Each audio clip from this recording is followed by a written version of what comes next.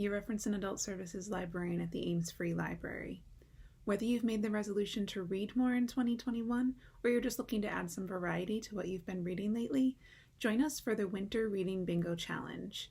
We have bingo cards for readers of all ages, and the more you read, the more chances you have to earn limited edition library buttons.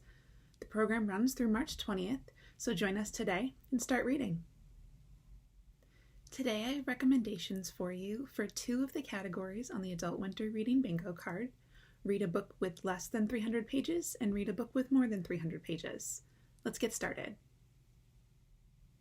When I'm in the mood for a shorter read, I often reach for a short story collection, and one of my all-time favorites is American Housewife by Helen Ellis. As the synopsis says, this is a collection of 12 delightfully demented stories. They are full of humor and dark wit, and with titles like The Wainscoting War and Dumpster Diving with the Stars. Here's a little bit from the New York Times book review about the book. Steeped in the Southern Gothic tradition, Flannery O'Connor would turn green with equal parts sick and envy. Dark, deadpan, and truly inventive.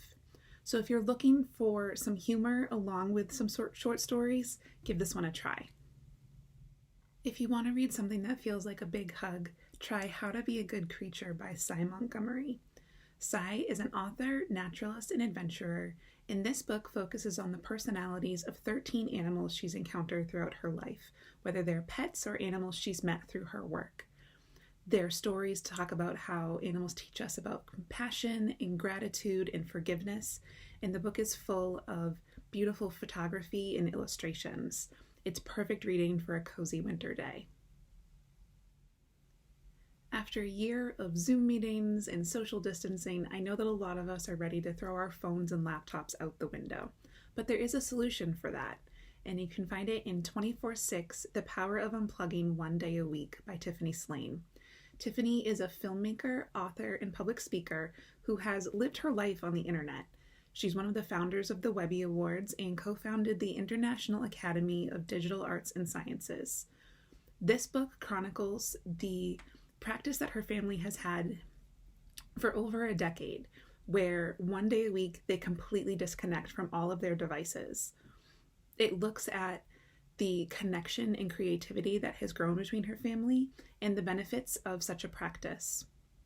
The book offers a blueprint for how to start your own 24/6 practice and also has interviews with others who have adopted the practice or tried it out so that you have an idea of what to expect as you move along. So if you have major tech fatigue, give this book a try and see if you can pick up some tips. Reading a book over 300 pages doesn't have to mean picking up War and Peace or a book from the Game of Thrones series. My first recommendation for you comes in at just over 300 pages. It's a 2020 release called A Good Neighborhood by Therese Fowler.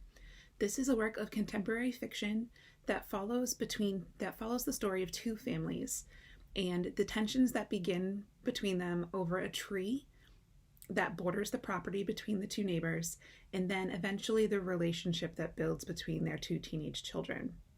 I want to read a little bit of the synopsis for you. A Good Neighborhood asks big questions about life in America today. What does it mean to be a good neighbor? How do we live alongside each other when we don't see eye to eye? As it explores the effects of class, race, and heartrending love in a story that is as provocative as it is powerful. So if you want some contemporary fiction or something that delves into major societal issues, pick this one up. If you're looking to add a little science fiction to your reading, try Ready Player One by Ernest Cline.